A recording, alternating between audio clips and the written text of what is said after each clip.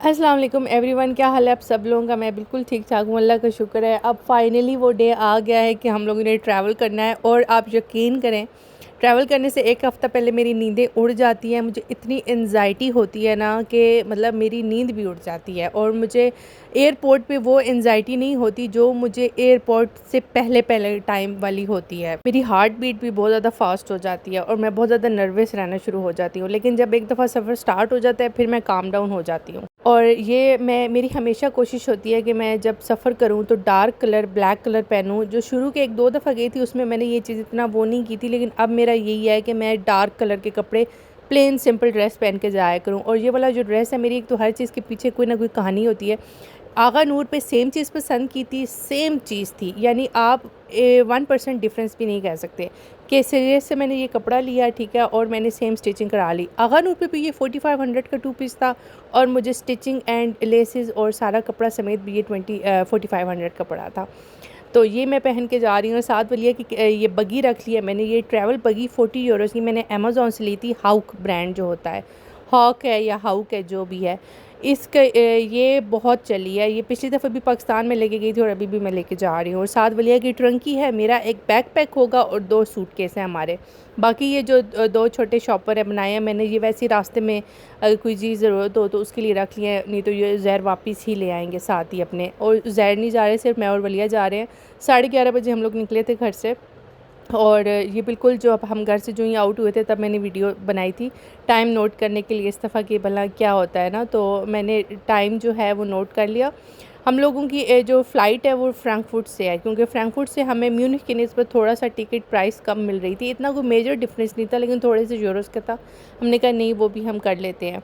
और मुझे रास्ते में बस यही एक मेरा काम रह गया था कि मैं हमेशा इस तरह करती हूँ, मैं जब भी ट्रैवल करती हूँ, जो मेरे सूटकेस जो भी मेरे पास होती है ना चीज़ें, उनके अंदर मैं जो फ़्लाइट इंफॉर्मेशन होती है वो, पाकिस्तान का एड्रेस, फ़ोन नंबर और जर्मनी का एड्रेस और फ़ोन नंबर मैं अपने हर सूटकेस में डाल देती हूँ। और ये हर दफ़ा जब भी हम ट्रैवल करते हैं अपडेट करते हैं, क्योंकि ज़ाहिर है पुरानी फ़्लाइट इंफॉर्मेशन तो वो नहीं होती। तो ये चीज़ जो है लाजमी मैं करती हूँ, just in case to be on the safe side. क्योंकि उज़ैर के साथ रह के एक चीज़ मैंने भी अडॉप्ट किया है कि don't prepare for the best, prepare for the worst. रास्ते में हम लोग थोड़ा सा रुके थे, वॉशरूम ब्रेक की थी, और वलिया को भी हम लोगों ने थोड़ा भगाया दौड़ाया ना, ताकि ये थोड़ा सा इसकी स्टेबल हो जाए, टांगें वगैरह बैठ बैठ के थक ना जाए। तो थोड़ा सा ही सोई थी, जो ही हम लोगों ने गाड़ी रोकी तो ये उठ गई थी, वरना थोड़ा सो गई थी। ये शुक्र है ना, मतलब पौना घंटा इसकी नींद पूरी हो गई है, वो जो डे का नैप होता है, तो बस ठीक है, क्योंकि ये सुबह जल्दी हमारे साथ ही उठ गई थी। पहले हम टर्किश से जाते थे, लेकिन अब तो टर्किश ज़्यादा महंगी हुई हुई है कतर से। तो मेरा कोई प्लान नहीं था, आप लोगों को मैं ये बात पता ही है कि कोई प्लान नहीं था पाकिस्तान आने का। मेरा प्लान था दिसंबर में जाने का, पक्का प्लान था कि उसमें उज़ैर भी साथ जाएंगे। तो लेकिन ये हमारा बहुत स्पॉन्टेनियस सडन प्लान बना था कुछ रीज़न्स की वजह से, लेकिन शुक्र है खैरियत की रीज़न्स हैं, ऐसे कोई खुदा न खास्ता इमरजेंसी नहीं है। और तो ये फिर हमारा स्पॉन्टेनियस प्लान बना। और सस्ती टिकट्स तो मैं नहीं कहूँगी, लेकिन ये है कि बाकी एयरलाइंस की निस्बत जो है कतर से हमें रीज़नेबल मिली हैं। और ये जब वलिया का फ़र्स्ट टाइम हम गए थे ना, 5 मंथ्स की थी, तब भी हमने कतर से ट्रैवल किया था, ख़ासकर वलिया के लिए उस टाइम हम लोगों ने बुकिंग की थी। क्योंकि फिर उसके बाद जब मैं दोबारा अकेली गई वलिया के साथ, तब भी कतर बुक की। और अब मुझे लगता है कि वलिया के साथ जाना और बच्चों के साथ जाना हो तो कतर ठीक रहती है। क्योंकि एक तो जो फ़्लाइट होती है, जो एयरपोर्ट होता है, बहुत ज़्यादा मुझे लगता है चाइल्ड फ्रेंडली है। और टर्किश में मुझे ये चीज़ फ़ील नहीं होती थी। टर्किश जो है वो बड़ों के लिए ठीक है। मुझे पता नहीं, टर्किश एयरपोर्ट पे आज तक बच्चों के लिए बगी नज़र नहीं आई, बच्चों के लिए कोई ख़ास स्पेशल चीज़ नज़र नहीं आई मुझे ना, कि बच्चे के लिए आपका ट्रैवल थोड़ा सा आसान हो सके। और इनकी उनकी सर्विस और एयरपोर्ट भी उनका थोड़ा सा जो है ना वो कॉम्प्लिकेटेड ही है। लेकिन मुझे कतर बहुत अच्छा लगता है बच्चों के साथ ट्रैवल में, इसलिए कतर मैंने कहा चलो अच्छा है, कतर की टिकट भी ठीक मिल रही है तो कतर ही अच्छा है सबसे। और यहाँ की मुझे एक अच्छी बात ये भी लगती है, जैसे अब उज़ैर मेरे साथ हैं, वो ही लगेज बुक कराएंगे, मुझे लगेज की टेंशन नहीं लेनी पड़ती। लेकिन पाकिस्तान में जब आप आ रहे होते हो तो आपने अपना लगेज ख़ुद ही बुक कराना होता है, आपके साथ फैमिली अलाउ नहीं होती यहाँ तक। तो यहाँ पे ये मुझे बहुत पसंद है कि कोई भी एयरपोर्ट है आपको फैमिली अलाउ होती है यहाँ तक। तकरीबन 20-25 मिनट्स हम लाइन में खड़े रहे थे। हमारा लगेज शगेज बुक हो गया था। 25 केजी पर पर्सन अलाउ था, तो मेरे दोनों लगेज थे ही पूरे 25-25 थे। और थोड़ा मेरे ख्याल से जब उसने बेल्ट के साथ किया था तो 25 पॉइंट समथिंग आ रहा था, लेकिन उसने कोई इशू नहीं बनाया। इतना 26 से नीचे नीचे हो तो इशू नहीं बनाते, बट मेरा जो पूरा खुद का घर से लगेज किया था वो 25 ही था। यहाँ पे जब हम गेट तक पहुँच जाते हैं, फिर उज़ैर को मैं कॉल करती हूँ कि हम लोग खैरियत से पहुँच गए हैं, तो फिर वो घर के लिए रवाना हो जाते हैं। जब तक मैं गेट पे सुकून से बैठ नहीं जाती, सब चीज़ें सेटल नहीं हो जाती, तब तक वो बाहर ही खड़े रहते हैं। फ्रैंकफर्ट से क्राइल्सहाइम तकरीबन हमें 2.5 घंटे लग गए थे आते हुए। और एक चीज़ मैं ये करती हूँ कि जब भी मेरा होता है ना, जैसे ओवरले और यहाँ पे बोर्डिंग से पहले मैं बाथरूम जाके जो ट्रंकी और बैकपैक होता है ना, सामान इधर उधर रख लेती हूँ। जो चीज़ मुझे प्लेन में ज़रूरत होती है वो मैं बैकपैक में रख लेती हूँ, क्योंकि बैकपैक खोलना आसान होता है, ट्रंकी खोलना मुश्किल होता है। और वलिया ने जो है ख़ुद ही अपनी ट्रंकी हैंडल की थी, and it was a very good decision. अभी तक मुझे यही लग रहा था कि ट्रंकी जो है, कभी जब वलिया थक जाती थी तो उसके ऊपर बैठ जाती थी, तो मैं उसको कर लेती थी ड्रैग, लेकिन कुछ वलिया उसके साथ खुद खेलती रही। जो बग्गी थी ना, वो पहले तो म्यूनिख एयरपोर्ट पे वो सामान के साथ ही एक होता है लगेज वाला, जैसे आप को बोर्डिंग पास जहाँ से मिलते हैं ना, उसके साथ ही होता है, तो वहाँ बुक हो जाती थी, आपको गेट तक नहीं वो जाने देते थे। तो इन्होंने कहा कि नहीं, आपकी गेट पे बुक होगी। तो जब हम बोर्डिंग कर रहे थे, जो बोर्डिंग में जब हम लोगों ने पासपोर्ट चेक कराए थे, तो वहाँ पे उन्होंने हमसे ले ली थी, और उन्होंने वो बड़ा सा जो लिफाफा होता है उसमें रख के वो फिर उन्होंने ख़ुद ही उसको हैंडल किया था। और ये मूवीज़ आप लोग देख ले कि कतर एयरलाइंस से अगर कोई ट्रैवल कर रहा है तो ये मूवीज़ लगी हुई है। मैंने 2-3 प्ले की थी, मुझे मज़ा नहीं आया तो मैंने छोड़ दी। अच्छी चीज़ ये थी कि ब्लूई की एपिसोड्स थी, क्योंकि जितने भी किड्स प्रोग्राम्स थे ना, उसमें वलिया सिर्फ ब्लूई देखती थी, बाकी सारे वलिया नहीं देखती, और वलिया ने इंटरेस्ट लिया भी नहीं है। और वलिया को हेडफोन्स पहनने में बहुत मसला हो रहा था, तो इसने पूरा रास्ता जो है ना सिर्फ उसकी आवाज़ के बगैर ब्लूई देखा है, इसने हेडफोन्स नहीं पहने हैं। और मैंने जस्ट इन केस एक पेसिफायर भी रख लिया था, और during take off and landing मैंने वलिया को बोतल दे दी थी। जब ये छोटी थी, लास्ट टाइम 1.5 साल की थी, और जब फर्स्ट टाइम थी 5 मंथ्स की थी, उस टाइम तो इसने थ्रू आउट लैंडिंग और टेक ऑफ नर्सिंग की थी। लेकिन अब बड़ी हो गई है, तो अब जो है वो बोतल ले लेती है, तो इसने आराम से बोतल पी ली थी। और मैंने इसको कॉन्टीन्यूसली एक्सरसाइज करवाई थी, क्योंकि अब बड़ी हो गई, समझ जाती है मेरे इशारे। अगर मैं इसको कहूँ कि ऐसे करो, तो मैंने इसको जॉ ओपन और जॉ क्लोज की एक्सरसाइज कराई थी, और ख़ुद भी की थी। तो इससे इसको एयर फ्लक्चुएशन का ना मुझे इशू आया है, ना इसको इशू आया है। और थोड़े से बाद जब ये थोड़ा बोर होना शुरू हो गई, तो मैंने इसको पज़ल दे दिया। अब ये मैंने आप लोगों को पिछले व्लॉग में बताया था। अच्छा, मैं वलिया के लिए रास्ते के लिए जो भी चीज़ रखती हूँ ना, वो न्यू होती है, वो पहले मैंने इसको नहीं दिखाई भी होती है, ताकि इसका इंटरेस्ट डेवलप रहे। तो ब्लूई पज़ल इसने खेला, ठीक है। उसके बाद उन्होंने हमें ये ऑफ़र किया थोड़ा सा स्नैक्स, ऑरेंज जूस इसने पी लिया। दूसरी एक्टिविटी जो वलिया ने शौक़ से की है वो कलरिंग की है। कलरिंग बहुत देर तक इसने करती रही है, और मल्टीपल टाइम्स किया है। लाइक अभी अगर इसने की है तो दोबारा एक दफ़ा इसने एक और दफ़ा भी की थी। पज़ल्स और कलरिंग इसको सिर्फ पसंद आई है, स्टिकर्स और बुक रीडिंग इसने नहीं प्रेफर की। तो ये मैं हर बच्चे की अपनी प्रेफरेंस होती है। ज़रूरी नहीं है कि एक चीज़ अगर वलिया ने अडॉप्ट किया है तो आपका बच्चा भी वही चीज़ अडॉप्ट करे। लेकिन साथ ब्लूई के इसने लगाई रखे थे, वो 1 मिनट के लिए भी इसने बंद नहीं किए थे। जब मील सर्विंग की बारी आई थी, तो उन्होंने कहा था हम पहले बच्चों को सर्व करेंगे, उसके बाद हम बड़ों को करेंगे। तो बच्चों के लिए उसने जो ऑप्शंस दिए थे, उसमें मैंने पास्ता सेलेक्ट किया था, और जब मैंने पास्ता ओपन किया तो वाकई बच्चों के लिए था, उसमें कोई सॉस नहीं थी, और इसने थोड़ा सा खाया था। बीन्स और ये जो गाजर वाला था, इस पे ऊपर चीज़ पड़ी हुई थी, ये तो वलिया ने नहीं प्रेफर किया, बट थोड़ा पास्ता एंड चिकन इसने खा लिया था, और साथ ब्रेड भी थी, वो भी खा ली थी।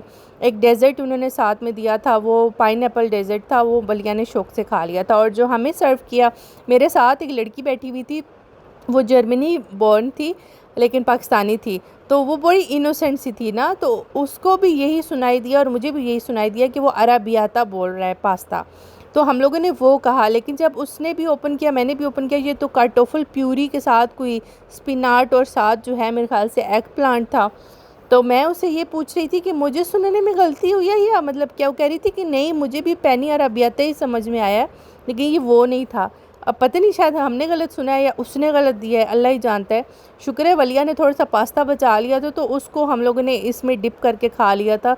उसका पेट, उसको भी मैंने थोड़ा शेयर किया था, उसने भी ले लिया था, और इस तरह हम लोगों ने चिकन और उससे थोड़ा सा गुजारा किया था। वरना ये मील मुझे बिल्कुल भी पसंद नहीं आया था। वलिया थोड़ी देर के लिए सो गई थी, 45 मिनट्स तक ये तकरीबन सोई थी, और फिर जब लैंडिंग से पहले ये काफ़ी देर पहले उठ गई हुई थी, तभी भी इसने ब्लू ही देखा और जो उन्होंने स्नैक सर्व किया वो देखा, और थोड़ी सी इसने दोबारा कलरिंग की थी। अच्छा, मैं हमेशा दुआ करती हूँ कि जब भी हम लैंड हो ना तो बस ना हो, सीधा वो जो है टनल के थ्रू जो अटैच करते हैं वही हो, लेकिन वो नहीं था, बस ही आई थी। और एयरप्लेन से जो ही हम लोग बाहर निकले थे इतनी कुछ तपिश थी ना, हालांकि रात के 12 बज रहे थे, पर जो तपिश थी ना, उफ़ अल्लाह, इतना गर्म है कतर। लेकिन शुक्र है बस में एसी लगे हुए थे, और टंकी के ऊपर पूरा बस का जो था ना रास्ता, वलिया टंकी के ऊपर आराम से बैठी रही थी। लेकिन मैं उसकी वीडियो बना नहीं सकी, मैंने पहले की वीडियो बनाई थी, लेकिन वलिया टंकी मुझे बहुत काम आई थी। और यहाँ पे भी जो है इसने मुझे कतर एयरपोर्ट पे जो है, जब तक मुझे वो मैंने वागन नहीं ली, इसको क्या कहते हैं, वारन कॉर्ब नहीं ली, तब तक शुक्र है इसने मेरा थोड़ा थोड़ा साथ दिए रखा। इसको नींद आई हुई थी लेकिन फिर भी चल रही थी। बस मैंने यहाँ से एक पानी की बोतल ली, वॉशरूम हम लोग गए और बस गेट तक पहुँचे। डी नंबर गेट पे जाना था, और वो मुझे ढूंढने में थोड़ा सा प्रॉब्लम हो रही थी, लेकिन मुझे मिल ही गया था, क्योंकि ए और सी गेट्स की तो बहुत बड़ी बड़ी इन्फॉर्मेशन हर जगह लगी हुई थी, लेकिन डी गेट की ना थोड़ी थोड़ी इन्फॉर्मेशन थी। और गेट तक जो है वलिया बैकपैक मैंने पहन लिया था, ट्रंकी इसके नीचे रखी थी, और वलिया को इसके अंदर बिठा दिया था मैंने। थ्रू आउट माशाल्लाह से बैठी रही थी। ये चीज़ जो मुझे हेल्प की है वो ये हेल्प की है कि जब मुझे पता था कि हम लोगों ने जाना है, 10 दिन थे बीच में, डेली बेसिस पे मैं इसको मुसलसल रिमाइंड कराती रही थी कि हम लोग ऐसे जाएंगे, फ्लूक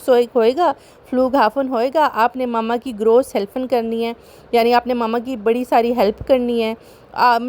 मैंने बहुत ज़्यादा समझाया था, पहले से प्रिपेयर किया था, तो उसका फ़ायदा ये हुआ मुझे कि इसको पता था कि ये फ्लूक्स होएगा, ये एरोप्लेन है, ये हमारा एयरपोर्ट है। इसको मैंने वीडियोस भी दिखाई थी, एक एक चीज़ के बारे में मैंने इसको गाइड किया था। हालांकि मुझे यही था कि छोटी है, समझेगी नहीं, लेकिन बच्चे बड़े समझदार होते हैं, वो समझ जाते हैं अगर आप उनको मुसलसल एक ही बात करो। तो उसको पहले से मैंने उसका जहन प्रिपेयर किया हुआ था कि ऐसे हम दादों के पास जाएंगे और 2 दफ़ा हम फ्लूक स्वेग में बैठेंगे। यहाँ पे भी मैंने जब तक हम बोर्डिंग से पहले मैंने उसी तरह ट्रंकी और बैग पैक की दोबारा सेटिंग की कि कौन सी चीज़ अब मुझे चाहिए, कौन सी नहीं चाहिए। उम्मीद तो मैं यही कर रही थी कि इधर वलिया सो जाएगी, हो सकता है एक्टिविटीज़ की ज़रूरत ना पड़े। और देखो ये ट्रंकी, मुझे इतना टाइम नहीं मिला पूरी थ्रू आउट वीडियो बनाने का, लेकिन मैंने कोशिश किया कि जितनी मैं बना सकूँ, जितनी इन्फॉर्मेशन इस ब्लॉग में इंपॉर्टेंट दे सकूँ, क्योंकि मुझे पता है कि जो माएँ अकेले ट्रैवल करती हैं ना बच्चों के साथ, उनको एनजाइटी होती है। वलिया की मैं एज आप लोगों को बता दूं, माशाल्लाह से ये सितंबर में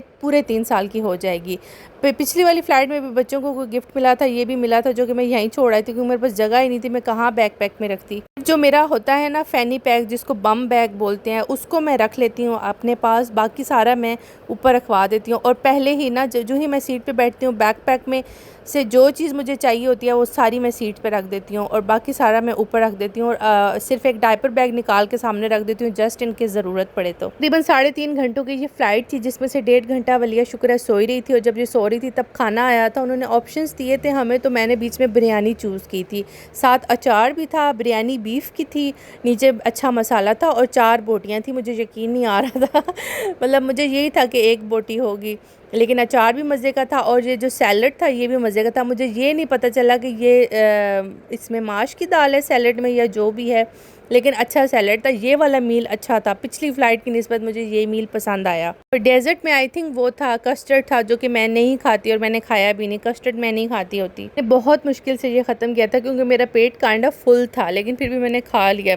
मुझे भी नहीं समझ आई कि एकदम ही रोशनी हो गई थी जब हम पाकिस्तान में थोड़ा एंटर हो गए, मतलब इस्लामाबाद जब लैंडिंग थोड़ी देर पहले ना सही वाली रोशनी हो गई हुई थी। दोनों फ़्लाइट्स अपने टाइम पे ही रुकी थी। टर्बुलेंस इतनी इस फ्लाइट में तो इतनी नहीं हुई, थोड़ी पिछली फ़्लाइट में 1-2 दफ़ा हुई थी, लेकिन कोई इतनी मेजर टर्बुलेंस नहीं थी।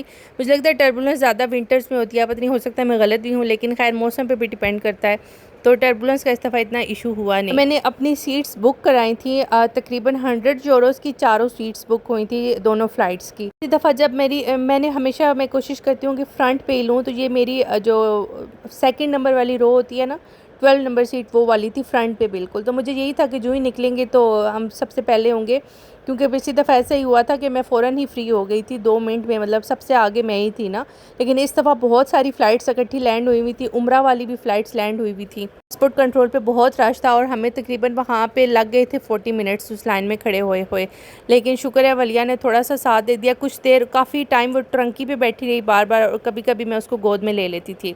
पासपोर्ट कंट्रोल से निकलते टाइम हमेशा जब भी आप जाओ ऑड लगेज जहाँ पे होता है वहाँ पे बगी आई हुई होती है, लेकिन इस दफ़ा नहीं आई हुई थी।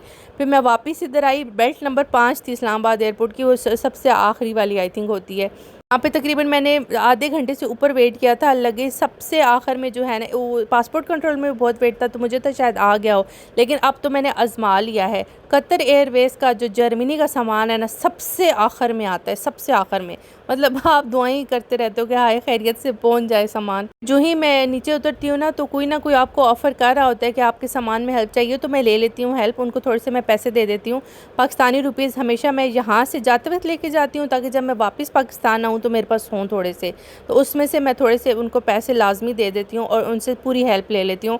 सिर्फ मैं वलिया का ध्यान रखती हूँ, बाकी सारे और एक बैकपैक जिसमें आपकी कीमती पोजेशंस होती हैं वो अपने पास रखती हूँ। बाकी सारा जो है ना मैं इनके हवाले कर देती हूँ सामान। तो इन्होंने ही मुझे लगेज उठा के दिया, इस पे रखा, और यहाँ पे अब वो वापस हम लोग गए जबकि बगी आ गई भी होगी, वलिया को उसमें बिठाएं, वो कहते हैं कि नहीं आ गई थी, तो हम लोगों ने अब बेल्ट पे भेज दिया। फिर तीसरी दफ़ा मैं वापस यहाँ पे आई और फिर उसने मुझे, वो खुद साथ आया था बंदा जिसने उधर से इधर ट्रांसफ़र की थी, उसने फिर उतार के दे दी बग्गी। आई थिंक आखिरी वाली मेरी थी क्योंकि मैं तो पहले उधर गई, फिर सामान बहुत ज़्यादा टाइम लग गया था इस दफ़ा मेरा। खैर हमेशा ही लगता है, लेकिन हमेशा बग्गी पहले आई हुई होती है, इस दफ़ा बग्गी भी लेट आई थी। तो ये मेरा 21 घंटों का जो सफ़र है वो मैंने आप लोगों को 15 मिनट में बता दिया कि ये मेन हाईलाइट्स आप लोगों को बता दिए हैं। या कि ताया अबू लेने आए हुए थे, आगे वो खड़े हुए थे, तो वो आसानी से मिल गया, सब कुछ हो गया। और वो जो है बंदा, उसने अपने मतलब उज़ैर के भाई के हवाले करके हमें आया था, तो उसको मैंने 2000 रुपीज़ दिए थे and he was very happy. आप लोग मेरी जर्मनी के सीन्स देखते थे, अब लोग ये वाले सीन्स आप लोग देखेंगे, हमारी पिंडी की रोडें। तो इंशाल्लाह मिलते हैं नेक्स्ट व्लॉग में। अपना बहुत सारा ख्याल रखिएगा, दुआ में याद रखिएगा। ओके बाय, चाओ।